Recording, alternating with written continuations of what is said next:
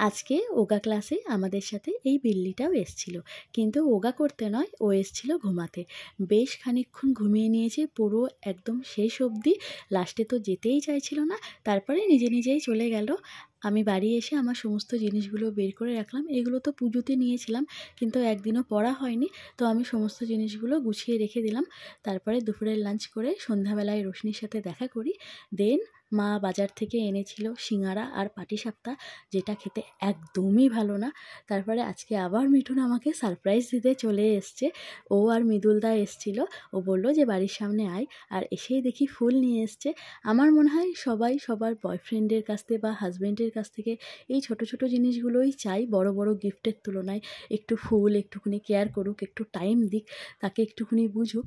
তো যাই হোক, আমি কপাল করে এমন একজনকে পেয়েছি, আর ও আমার জন্য এত কিছু এনেছিল। তো আমার কাছে এগুলো খুবই দামি।